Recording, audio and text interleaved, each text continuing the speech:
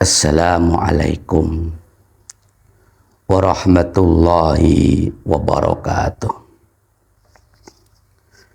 Bismillahirrahmanirrahim.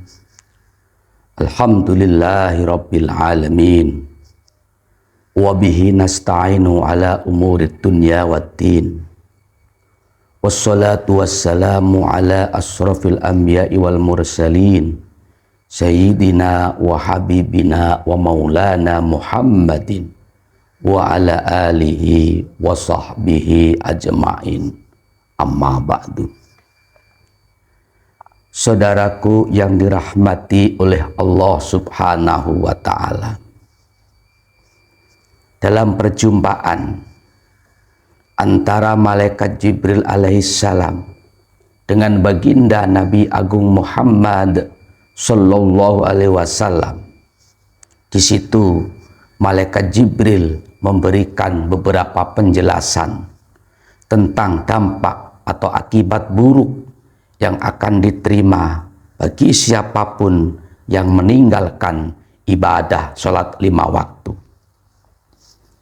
Banyak di antara penjelasan-penjelasan mengenai hal tersebut. Salah satu di antaranya ialah, mari sama-sama kita kaji. Bismillahirrahmanirrahim. Tarikus sholati idza rufi'at al-luqmatu ila fihi qalat lahu la'anakallahu ya atuwallahi ta'kulu rizqallahi wa la tu'atti faraidahu. Tarikus sholati, adapun orang yang meninggalkan sholat, idza rufi'at, ketika diangkat, apa? Al-luqmatu, makanan, sesendok makan, ila fihi, ke dalam mulutnya. Qalat, maka makanan tersebut berkata begini, lahu, kepada orang yang tidak sholat, la'anakallahu ya atuwallahi, la'anaka, semoga melaknatmu, siapa? Allahu, Allah, ya atuwallahi, wahai musuhnya Allah, ta'kulu, kamu memakan, rizqallahi, terhadap rizkinya Allah, tapi wala tu'ati, kamu tidak mau menjalankan faraidahu, terhadap kefarduan dari Allah Subhanahu wa ta'ala.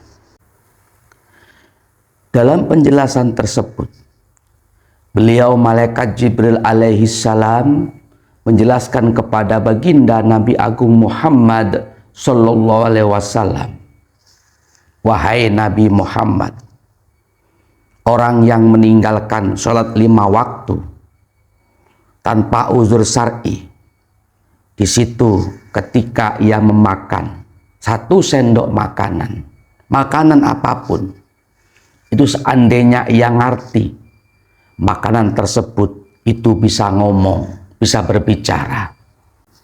Apa perkataan makanan tersebut? Dia berkata begini, semoga Allah melaknat atau mengutukmu, wahai musuhnya Allah. Engkau memakan rizki pemberian dari Allah, tetapi kamu tidak mau menjalankan kewajiban-kewajiban yang diperintahkan oleh Allah Subhanahu wa ta'ala kepada dirimu. Ini adalah sebuah hal yang sangat-sangat luar biasa akan dampak buruk daripada orang yang meninggalkan sholat.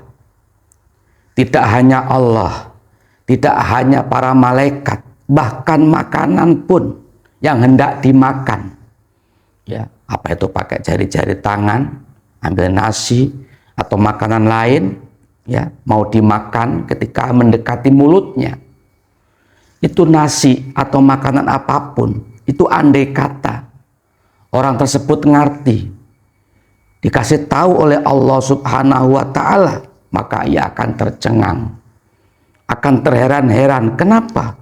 Makanan yang tidak bernyawa, tidak berakal pun, itu bisa berbicara, mengutuk dengan kutukan yang tidak baik kepada orang-orang yang dengan sengaja meninggalkan ibadah sholat 5 waktu.